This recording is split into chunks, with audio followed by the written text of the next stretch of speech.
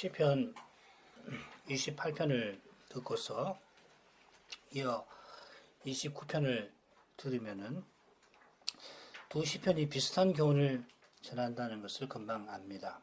시편 29편 보면 여호와께서 자기 백성에게 힘을 주시고 평강의 복을 베푸실 일을 노래하며 마치는데 28편의 마지막에도 같은 주제가 나옵니다. 두 시편이 시의 형식도 다르고 전개 방식도 다르지만은 전날에는 교훈은 다르지 않습니다. 물론 주의 백성의 구원이라고 하는 이 교훈은 두 시편만 아니라 전체 시편, 나아가 모든 말씀이 전하려는 것입니다. 먼저 줄거리 보지요.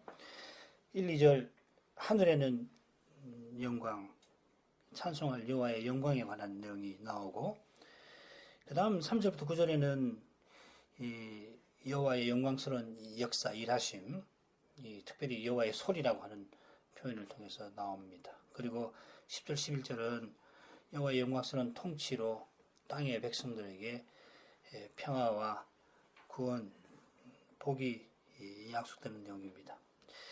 중간 그 둘째 부분을 보면은 세 수로 나눌 수 있는데 여호와의 소리와 그 물 3, 4절 그리고 5, 6절은 여호와의 소리가 백향목, 레바논의 백향목을 꺾으시고 레바논과 시련산을 뛰게 만드신다 하는 거. 그 다음에 7절부터 9절은 여호와의 소리와 광야 관계, 여호와의 소리가 광야를 진동시키신다 하는 내용입니다. 이 시의 처음과 마지막 단락은 누가복음 2장에 나오는 천사들의 찬송을 떠오르게 합니다. 예수님이 태어나실 때 베들레헴 들녘에 허다한 천사들이 나타나서 지극히 높은 곳에서는 하나님께 영광이요, 땅에서는 기뻐하심을 입은 사람들, 그 백성 중에 평화로다 찬송하였습니다. 비슷하게 이 시의 첫 단락은 하늘에서 여호와께 영광을 돌리는 찬송으로 시작됩니다. 두 절에 여호와께 영광을 돌리라 하는 표현이 거듭 나옵니다. 하늘에서 천사들 들어 하나님의 영광을 찬송하라 하던 시인이 시의 마지막에 가서는 여호와께서 자기 백성에게, 땅에 있는 자기 백성에게 평강의 복 주시기를 바랍니다. 시인의 간절한 소원이 그날 베들레헴에서 한 아기가 태어나신 일로 이루어집니다. 그 아기는 하늘에서 영광 찬송을 받으시고 영영토록 왕으로 좌정하시는 하나님이십니다. 여호와 그분이 사람이 되셔서 옛적 시인의 소망을 친히 이루어 주신 겁니다. 그런데 친히 세상에 내려오시는 그 순간까지, 그 이전까지도 여호와는 영광스러운 역사를 통하여 시인을 포함한 자기 백성의 구원을 계속 이루어 오셨습니다. 바로 그 내용이 이 시의 중간에 길게 나옵니다. 둘째 단락에 여호와의 소리가 7번이나 나옵니다. 이 단락이 모두 7절로 되어 있으니까 한 절에 한 번 꼴로 여호와의 소리가 기록되어 있습니다. 우리 청소년 여러분, 어느 절에 여호와의 소리가 나오지 않는지, 그렇다면 어느 절에 여호와의 소리가 당연히 2번 나오는지, 혹은 3번 나오는 곳이 있는지 아마 없을 거예요. 2번 나오는 곳이 있는지 살펴보시기 바랍니다. 우리가 이 둘째 단락을 내용상 세 수로 나눠볼 수 있습니다. 둘째 부분에 여호와의 소리가 한 번 나오고, 첫째 3, 4절 그리고 7절부터 9절까지 셋째 부분에서는 여호와의 소리가 3번 나옵니다. 3번 중간에 한 번 나옵니다. 비슷하게 첫째와 셋째 부분에 여호와 성호가 각각 4번 나오고 둘째 부분에는 2번 나옵니다. 시인이 이렇게 표현법을 사용하는 의중이 과연 뭘까요? 여호와의 소리가 7번 나온 것은 여호와의 완전한 역사, 일하심을 나타낼 것입니다. 자, 그러면 청소년 여러분, 이 시에 여호와는 몇 번 나오는지 한번 관찰해 보세요. 이 문제는 답을 찾기가 어려울 텐데 답을 찾기가 쉬울 수도 있죠. 여호와 말고 하나님은 몇 번 더 나올까? 우리말 성경이 이 원문대로 번역되어 있지 않아서 사실 둘 다 바른 답을 찾기는 어렵습니다. 여호와는 18번 나옵니다. 우리말은 17번 나올 겁니다. 원문으로는 18번 여호와가 나오고 하나님은 1절 3절에 2번 해서 모두 20번 나옵니다. 시인이 여호와의 소리만 아니라 성호, 하나님의 이름의 횟수도 고려해서 시를 썼습니다. 횟수를 고려했다면 성호가 나오는 위치는 말할 게 없을 겁니다. 아마 히브리어로 이 시를 들을 수 있는 사람이라면 이런 것 외에도 시인의 표현법에서 귀한 교훈을 읽어낼 수 있을 겁니다. 우리야 뭐 그런 정도 하기 어렵습니다만 우리말로도 들을 수 있는 부분은 살피는 게 좋습니다. 앞서 시편 28편과 29편이 서로 비슷한 주제를 다룬다고 말씀드렸는데 29편에 7번이나 여호와의 소리가 나왔다 하는 이 점은 28편에 나의 간구하는 소리가 2번 나온 사실과 짝을 이룹니다. 28편 시인은 나의 간구하는 소리를 들으소서 간절히 기도하며 시를 시작하는데 마지막 부분에 이르러서 나의 간구하는 소리를 들으셨도다 확신하였습니다. 우리가 살핀 대로 시인이 여전히 죽음의 두려움을 주는 두려운 현실에 놓여 있습니다만은 여호와께서 틀림없이 그 현실이 사라진 건 아닌 것 같고 그 현실이 있는데 그 현실에서 자기를 건져주셔서 주의 백성에게 힘이 되어주시고 구원과 복을 자기 백성에게 주실 것을 확신하였습니다. 자, 이런 배경에서 29편에 7번 나오는 여호와의 소리를 살펴야 자연스러울 겁니다. 여호와의 소리가 나오는 둘째 단락에 지명들이 나옵니다. 레바논, 시련, 가데스. 여러분 이 지명 어디일까요? 지명이 나오지 않는 첫째 부분에 많은 물은 무엇을 가리킬까요? 한번 이런 물음을 염두에 두면서 이제 시의 교훈을 듣겠습니다. 너희 권능 있는 자들아 영광과 능력을 여호와께 돌리고 돌릴지어다. 그 이름에 여호와의 이름에 합당한 영광을 돌리며 거룩한 옷을 입고 여호와께 경배할지어다. 우선 1, 2절의 번역을 조금 고치고 이 줄거리, 이 단락의 줄거리를 생각해 보십시다. 돌릴지어다 여호와께 너희 권능 있는 자들아 하나님의 신의 아들들아 돌릴지어다 여호와께 영광과 능력을 돌릴지어다 여호와께 그 이름에 합당한 영광을 경배할지어다 여호와께 거룩함의 광채 중에 혹은 광채를 갖추신 1절에 권능 있는 자들은 하나님의 아들들 곧 천사들을 가리킵니다. 계시록 4, 5장을 보면 그 장면의 중앙에 여호와의 보좌에는 여호와가 앉아 계시고 그 주위에 그룹 천사가 모셔 있고 그 다음에는 천사들이 둘러 있습니다. 24장로가 사실은 그룹과 천사들 사이에 있지요. 그룹들이나 천군 천사들이 보좌에 앉으신 하나님과 어린 양을 찬송합니다. 네 그룹이 거룩하다, 거룩하다, 거룩하다 찬송하는데 뭐라고 설명했냐면 영광과 존귀와 감사를 그룹들이 돌린다 합니다. 천사들도 승천하신 어린 양에게 능력과 보호와 지혜와 힘과 존귀와 영광과 찬송을 돌린다 하였습니다. 천상의 이런 광경이 29편의 첫째 단락에 그려져 있습니다만은 계시록에는 부활하신 그리스도가 보좌에 하나님과 함께 앉아서 찬송과 경배를 받으십니다. 이런 광경에 비추어서 2절에 나오는 거룩한 옷을 입고 이 표현을 살필 수 있습니다. 한글 개역 번역으로 하면은 권능 있는 자들, 천사들이 거룩한 옷을 입고 찬송하지요. 모형인 지상 성전에서 레인들이 거룩한 옷을 입고 찬송을 하니까 원형인 하늘 성전도 그럴 것입니다만은 여기 사용된 표현은 거룩함의 광채 중에 혹은 거룩함의 위엄 중에 그런 뜻입니다. 거룩함의 광채는 천사를 꾸미는 것이 아니라 여호와를 꾸밉니다. 천사들이 거룩하다 찬송하는 것처럼 찬송받으시는 여호와는 거룩한 영광 중에 계십니다. 거룩함의 광채를 입고 계십니다. 이렇게 해석하는 것이 자연스러운 것이 1, 2절의 중간에 나오는 표현과도 잘 어울리는 까닭입니다. 계시록의 장면처럼 하늘의 천사들은 여호와께 영광과 능력을, 그 이름에 합당한 영광을 돌립니다. 영광과 아울러서 힘을, 능력, 힘 같은 말인데 이게 나중에 뒤에 11절이죠. 거기 나올 겁니다. 이 표현이 9절 마지막과 11절의 영광, 11절에는 능력이 나옵니다. 7번 여호와의 소리가 나니까 성전에서 모든 이가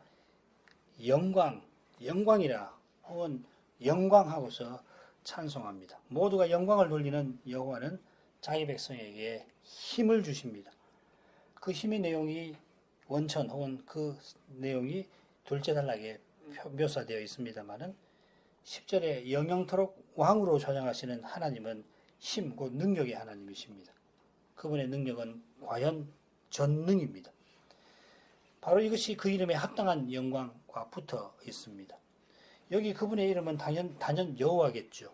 시인은 이 짧은 시에서 여호와 칭호를 무려 18번이나 사용을 하는데 그 이름에 합당한 영광은 하나님이 친히 알리신 여호와로 자기를 이 세상에 드러내실 때에 거기 나타난 영광이라는 뜻입니다. 하나님의 이름은 드러나신 하나님이고 나타나신 하나님이 하나님의 영광이라는 뜻입니다. 이름이나 영광은 실은 거의 같으지요. 하나님은 우리가 가까이 갈 수 없는 분인데 그 하나님이 자기를 알리실 때 이름으로 알리시고 또 자기를 알리실 때 동반되는 것이 영광입니다. 그러니까 하나님의 영광이라고 해야 되지만은 그 영광은 나타나신 하나님이라고도 말할 수가 있습니다. 원문대로 하자면은 그 이름의 영광입니다. 한글 개역 보면은 합당한이라는 말은 작은 글씨로 성경에 되어 있을 겁니다. 영광을 돌리라고 한 까닭에 그 이름에 합당한 영광이라 풀어서 번역을 한 겁니다만은 천사들은 여호와께서 친히 드러내신 영광을 보고 깨닫고 영광의 하나님을 높입니다. 우리가 하나님께 영광 돌리는 것, 하나님을 영화롭게 하는 것도 더욱 같습니다. 감히 인생이 하나님께 없는 영광을 자기가 만들어서 하나님께 돌릴 수가 없습니다. 인생이 아무리 훌륭한 일을 이룬다고 해서 그 일의 영광이 참 하나님 앞에 송구한 표현입니다만은 그 일의 영광이 하나님께 없는 영광일 수가 없습니다. 바로 그런 착각에 사람이 뭘 이루려고 하는 것이고 무엇을 이루며 사람을 자랑하는 것입니다. 내가 이루었다 하는 것입니다. 내가 주님의 뜻을 조차 행했을지라도 우리의 하여야 할 일을 한 것뿐이며 우리 스스로는 따라서 무익한 종입니다. 무익한 종이란 아무데도 쓸데없는 종이라는 뜻입니다. 이것이 경건한 겸양이 아닙니다. 하나님 앞에서 인생은 정확하게 아무것도 아닙니다. 타락한 인생은 없는 것보다 못합니다. 아무것도 아닌 것보다 더 못합니다. 이런 인생이 주의 뜻을 행한 것은 주님의 은혜와 은택에 있습니다. 영광은 인생이 주님의 뜻을 받들게 하신 주님에게 돌아가야 합니다. 주님이 이루셨습니다. 주님이 주셨습니다. 주신 분도 하나님이시고 이루신 분도 주님이십니다. 이런 심정에서만 참된 찬송이 나옵니다. 교만한 바리새인의 기도, 누가복음 18장에 있는 기도가 아니라 자기 자랑이었듯이 찬송을 통하여 자기를 높이는 교만도 얼마든지 우리에게 나올 수 있습니다. 이제 둘째 단락으로 나가야 할 텐데 줄거리를 살피기 전에 먼저 그 이름에 합당한 영광이 어떤 것인지 조금 더 살펴보도록 하죠. 말씀드린 대로 그 이름은 단연 여호와인데 하나님이 여호와로서 나타내신 영광이 뭡니까? 이 이름을 친히 모세에게 알리시면서 아브라함과 이삭과 야곱에게 내가 전능의 하나님으로는 나타났지만 나의 이름을 여호와로는 그들에게 알리지 아니하였다 하셨습니다. 이렇게 말씀하신 뜻은 뭐냐면 이제 모세를 통해서 출애굽의 역사를 통하여 언약을 내가 친히 이루겠노라 하시는 것입니다. 하나님이 이스라엘과 언약 맺으신 뜻, 곧 이스라엘의 구원을 이루시는 거기서 그 이름에 합당한 영광이 나타납니다. 천사들들어 그 이름의 영광을 여호와께 돌리라고 하고서 이제 둘째 단락에서 여호와가 어떻게 그 영광을 드러내시는지를 시인은 설명하려고 하는 겁니다. 앞서 말씀드린 대로 이 둘째 부분에 여호와의 소리가 7번 나오고 첫째 부분, 셋째 부분에 3번, 둘째 부분에 1번 나옵니다. 둘째 부분에는 두 지명이 레바논과 시련이 나오고 특히 레바논은 2번 나옵니다. 백향목이 레바논의 백향목이고 시련 헤르몬산인데 헐몬산, 시련이 레바논 산맥에 있습니다. 이 지역은 팔레스타인 북쪽입니다. 시리아입니다. 시편 42편을 보면은 헤르몬에서 요단과 헤르몬과 미살에서 이렇게 되어 있죠. 헤르몬에서 시인이 낭망하며 주를 기억합니다. 시인이 시냇물을 찾기에 갈급한 사슴과도 같이 주를 찾기에 갈급합니다마는 시인의 눈앞의 현실은 언약의 땅 밖에 자기가 있고 아마 그가 포로 생활 중일 겁니다. 여호와의 영광이 레바논 헤르몬 산에 나타났습니다. 그점 셋째 부분에 가데스가 나오는데 이 지명도 유대 그 네게브 남방에 있는 아래에 있는 네게브가 그 가데스가 아니라 시리아 오른테스강 여기는 헤르몬보다 더 위쪽입니다.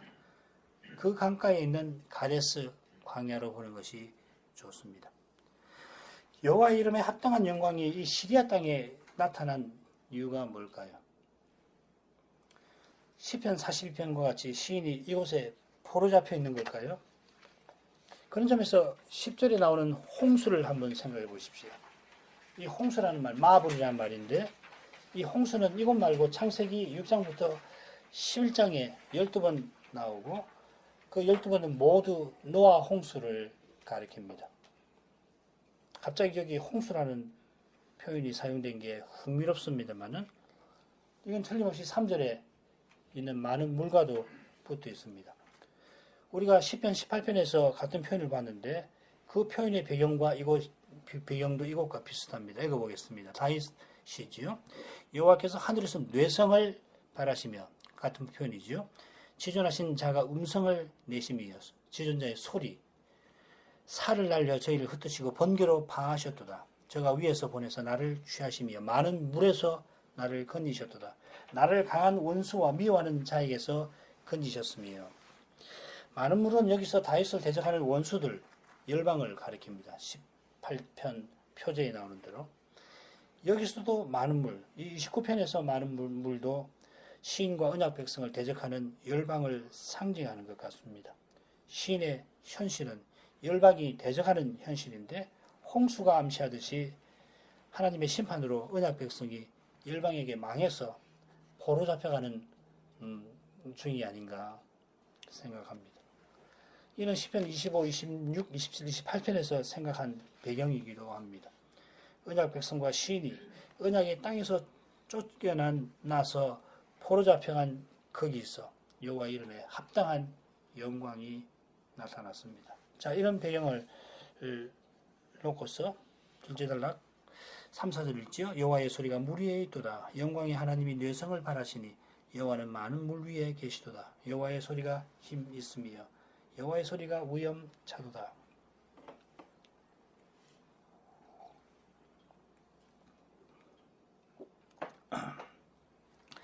방금 인용한 시편 18편의 말씀에 비추어 보면 29편은 그저 천둥으로 우레로 많은 물을 다스리는 하나님, 자연을 통치하시는 하나님을 그저 노래하는 것만 아닙니다. 많은 물이 시인을 대적하는 열방을 상징하니까 열방을 지배하시는 하나님을 노래합니다. 그런 점에서 여호와께서 뇌성을 바라신다 표현한 것은 이스라엘 주변 민족, 이 가나안 민족들이 시리아도 마찬가지인데 천둥과 번개의 신 바알을 섬기는 사실을 조롱하는 겁니다. 바알이 번개를 치는 것이 아니라 천둥을 여호와께서 지신다고 교훈합니다.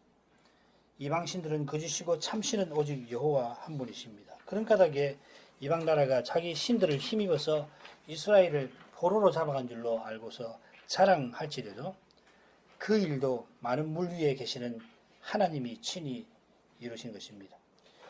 열방은 여호와께서 자기 백성을 심판하려고 쓰신 막대기입니다. 막대기가 자기 분수를 모르고 교만하면은 하나님이 그 막대기를 치십니다.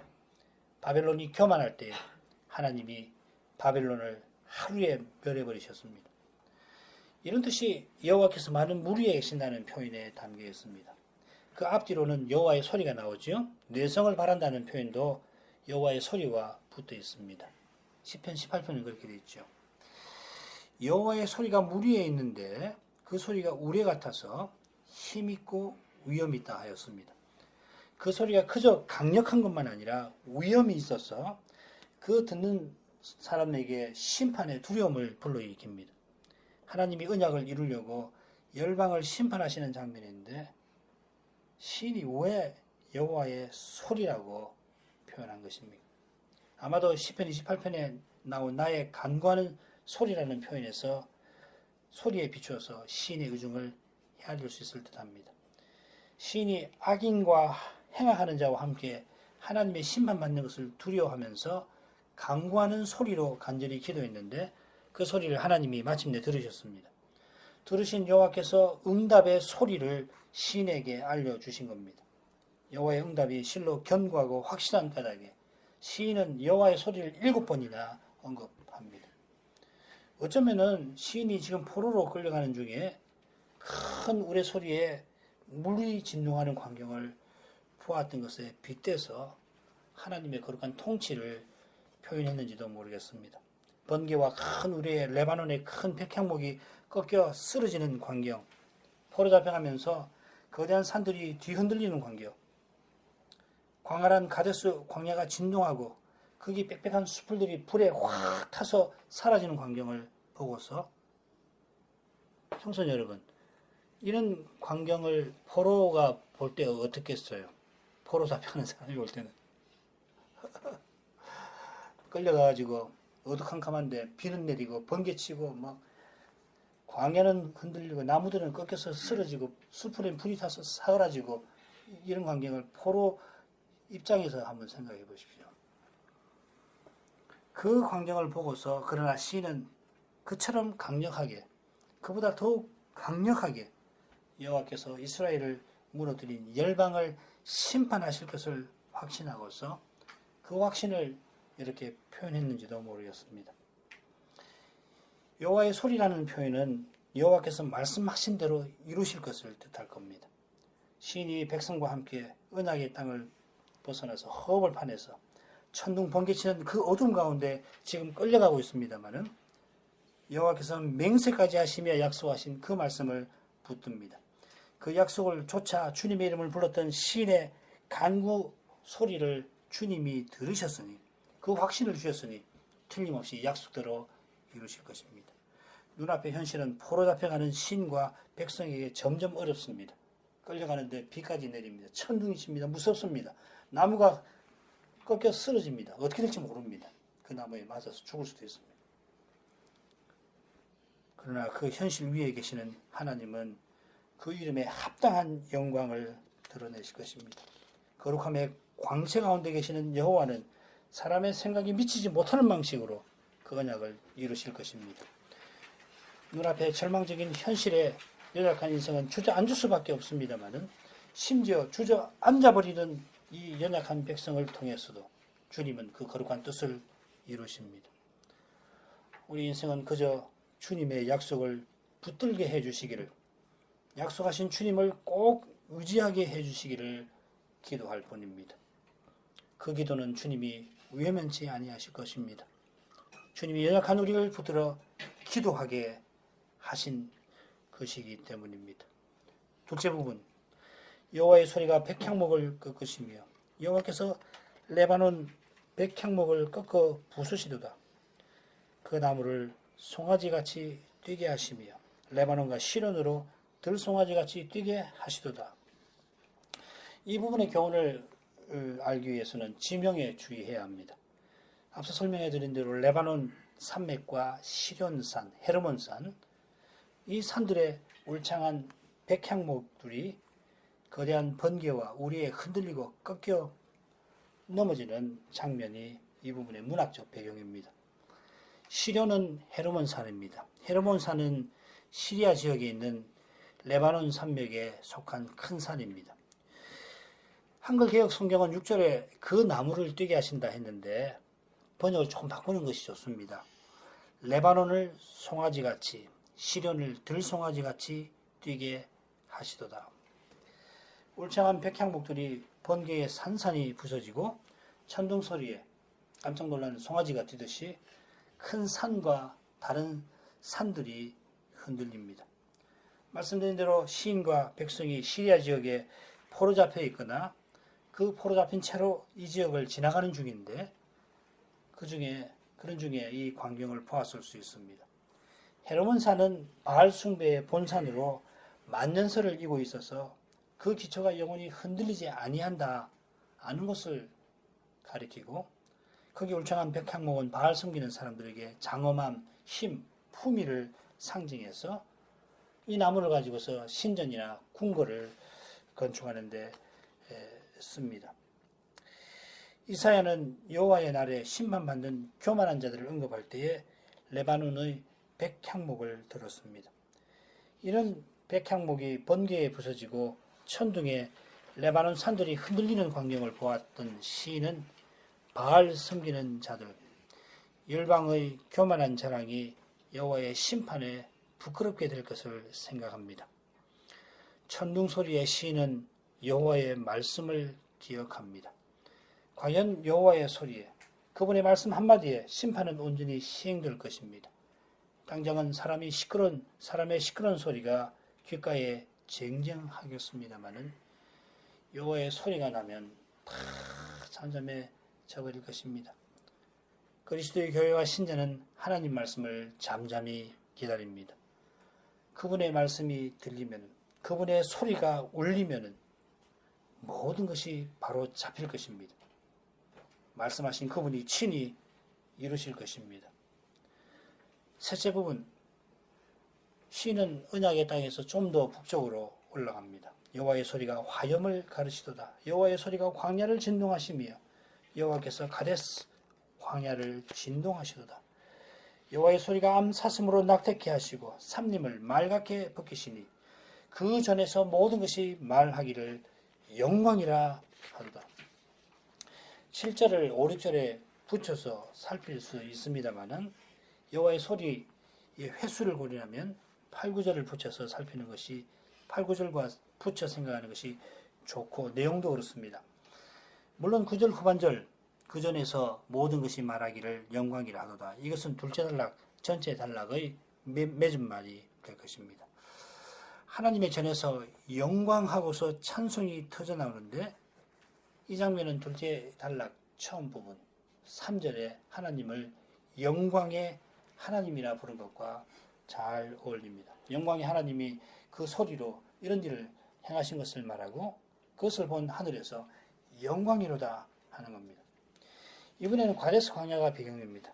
여기 가데스는 훨씬 유명한 가데스 바네아가 아니라 헤르몬산 북쪽에 있는 오른테스 강변의 가데스고 그 옆에 있는 광야입니다. 가데스 바네아는 이스라엘이 애굽을 탈출해서 가나안 땅에 들어올 때 거쳤던 유명한 장소입니다. 그래서 그것이 유명합니다만은 레바논과 시련과 가까운 가데스가 이 부분의 지리적 배경이 되겠습니다. 여기서도 여호와의 소리가 광야를 진동한다 하고서 이어서 여호와께서 가데스 광야를 진동하신다 합니다. 시인이 가데스 광야에서 화염을 가르는 광경을 본 것 같습니다. 이 화염을 가른다는 표현은 사실 번역하기가 대단히 어렵습니다. 번개가 여러 갈래로 갈라지는 모습, 가끔씩 우리나라는 보기 힘들지만은 다른 데서 보면 번개가 얼마나 무섭게 치는지 여러 갈래로 갈라져서 치는 광경이 있죠.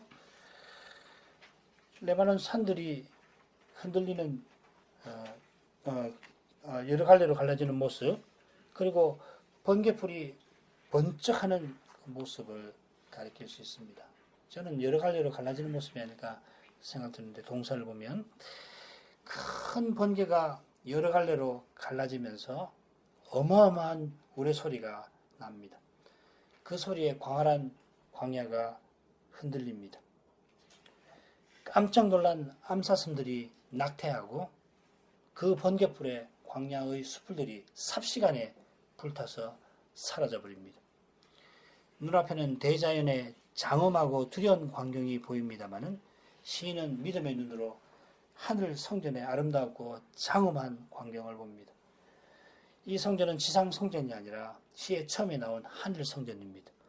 그 성전에서 모든 이가 일제히 소리를 높이는데 영광하고 외칩니다.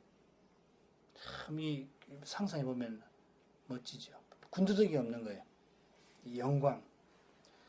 하늘의 하나님이 그 말씀대로 땅에서 온전히 이루시는데 홀로 그 뜻대로 다 이루시는 까닭에 그분의 영광만이 땅에 가득합니다.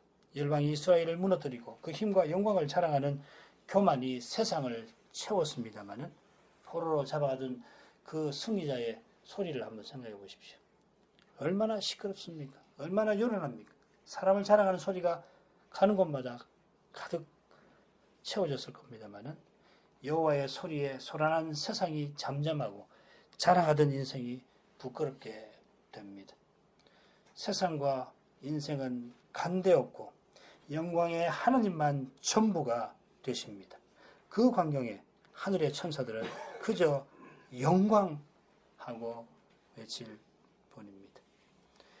고난의 현실 가운데서 시인은 영광의 장대를 바라봅니다. 장래의 영광이 여호와의 소리를 통하여 이 시인의 현실에 빛을 비춥니다. 여호와의 소리, 그분의 말씀을 기다리는 교회와 신자에게 장래의 영광이 비칩니다. 그분의 말씀을 간절히 기다리는 그것이 이미 그분이 말씀대로 이루시는 증거입니다. 말씀을 기다리는 신자는 이미 주님이 그와 가까이 해주십니다. 그 주님이 기다리는 말씀을 속히 주실 겁니다. 말씀을 가지고 오시는 주님은 주신 말씀대로 이루실 것입니다. 거기서 모든 이가 영광하고 외칠 것입니다. 주님이 전부가 되어 주신 것입니다. 교회 여러분, 이 말씀을 간절히 구하십시다. 해 저너머에서 비치는 그 거룩한 빛이 평강과 함께 여러분에게 임할 것입니다. 마지막 단락, 여호와께서 홍수대에 자정하셨으며 여호와께서 영영토록 왕으로 자정하시도다. 여호와께서 자기 백성에게 힘을 주시며 여호와께서 자기 백성에게 평강의 복을 주시리로다. 시인은 자기의 간구하는 소리를 들으신 여호와께서 그 소리로 응답하시는 것을 깨닫고 여호와의 영원한 통치를 고백합니다. 시인은 특별히 여호와께서 홍수 때에 좌정하신 일을 말합니다. 말씀드린 대로 이 홍수는 노아 홍수입니다. 그때 하나님의 아들들이 사람의 딸들과 혼인한 결과로 땅에 폭력이 가득했고 죄악이 차고 넘쳤습니다. 그래서 하나님이 많은 물로 사람을 멸하셨는데 거기서 의로운 노아와 그 식구들을 건지실 뿐만 아니라 홍수 후에 노아와 언약을 맺고는 내가 다시는 물로 사람을 멸하지 않겠다 하셨습니다. 인류를 멸했던 홍수가 그분의 손 안에 있었습니다. 그 점에서 언약 백성을 멸한 열방도 다르지 않습니다. 우리가 겪는 어떠한 악도 주님의 통치를 벗어나지 못합니다. 심지어 주님은 악을 선으로 바꾸시는 분이십니다. 요셉의 형들이 아버지 돌아가신 후에 우리가 요셉에게 한 모든 악을 요셉이 자기들에게 되갚지 않을까 두려워할 때 요셉은 형들에게 악을 선으로 바꾸시는 하나님 안에서 형들을 오히려 위로하였습니다. 요셉의 용서가 악을 선으로 바꾸는 바로 그 일입니다. 이런 예수님이 우리 죄를 짊어지신 까닭에 인생이 주님 안에서 용서할 수 있습니다. 이런 거룩한 사랑이 있는 나라가 바로 여호와가 영영토록 왕으로 좌정하시는 그 나라입니다. 여호와가 친히 사람 되셔서 우리 죄를 담당하시고 우리의 의가 되어 주셨습니다. 친히 악을 겪어서 선으로 바꾸신 그리스도의 통치는 그 어떠한 악에도 무너지지 아니하고 오히려 견고할 것입니다. 이런 사랑이 있는 교회는 인생의 어떤 연약함에도 흔들리지 아니할 것입니다. 바로 이것이 여호와가 주시는 자기 백성에게 주시는 힘입니다. 적군의 공격을 막는 군사력이나 혹은 경제력 같은 그런 힘이 아니라 죄를 이기는 힘입니다. 죄의 삭신 사망의 군세와 맞서는 힘입니다. 주님이 음부의 권세가 이기지 못하는 내 교회를 세우리라 하셨습니다. 주님의 교회는 십자가 지신 주님 안에서 기꺼이 죽어 부활의 능력을 드러냅니다. 사람의 깨와 힘을 의지하는 바로 그 일에 기꺼이 죽어서 하나님의 능력과 지혜이신 그리스도를 드러냅니다. 높은 마음에 대해서 기꺼이 죽어서 겸손히 이웃과 형제를 섬깁니다. 이런 사회, 이런 나라는 어떠한 악도 무너뜨리지 못합니다. 그 어떤 의심도 그 울타리를 갉아먹을 수 없습니다. 어떤 미움도 그 집을 불태우지 못합니다. 그 나라에 평강이 약속되어 있습니다. 평강의 왕이 통치보좌를 거기 두셔서 친히 다스리시는 까닭에 그 통치를 받는 백성은 복 있는 사람들입니다. 다윗과 솔로몬 시세에 백성들이 누렸던 그 평강과 비할 수 없는 그런 평화가 하나님 나라에 약속되어 있습니다. 장차는 처음 하늘과 처음 땅이 없어지고 바다도 다시 있지 않을 것입니다. 그처럼 모든 눈물이 씻기고 다시 사망이 없고 애통하는 것이나 곡하는 것이나 아픈 것이 다시 있지 아니할 것입니다. 계시록 1절 4절이 평양을 이루고 있습니다. 그러나 바다가 여전히 있는 이 세상에서, 해아래 세상에서 우리는 여전히 눈물을 흘리고 괴로워하며 죽음을 두려워합니다마는 이런 연약한 우리에게 하늘의 주님이 평강을 내려주십니다. 우리의 형편을 다 헤아려 주시면서 영원한 평강을 바라보게 하십니다. 이 소망을 품는 사람마다 거대한 바다처럼 죄의 현실이 들이닥칠지라도 평강이신 주님 안에서 평안할 것입니다. 주님이 거친 바다와 같은 죄의 현실을 향하여 잠잠하라 명령하실 것입니다. 그 현실에 흔들리는 조각배 같은 우리들어 평안하라 하실 것입니다. 그분의 소리에 죄의 현실도 연약한 우리 마음도 그대로 될 것입니다. 기도하겠습니다. 거룩하신 아버지, 이 세상은 인생의 저로 말미암아 늘 요동하는 바다와 같고 저희 마음은 죄의 현실에서 파도에 마구 흔들리는 조각배와 같습니다. 그러나 이런 연약한 인생이 평화이신 주님 안에서 참 평안을 맛보며 또한 영원한 평강을 바라봅니다. 주님이 거센 갈릴리 바다들어 잠잠하라 하시니 그 바다가 고요해졌고 부활하신 주님을 뵙고도 두려워하던 제자들에게 평안하라 하시니 두려워하던 그 마음이 하늘의 기쁨으로 채워졌습니다. 주님이 그 갈릴리 바다 그 배에 함께 계셔도 우리의 죽게 된 것을 돌아보지 아니하십니까? 하던 제자들과 같이 이 연약한 인생은 눈앞의 현실에 매기가 쉽습니다. 주님 말씀으로 찾아오셔서 저희 마음을 현실 위에 계시는 주님의 영원한 나라로 향하게 해 주십시오.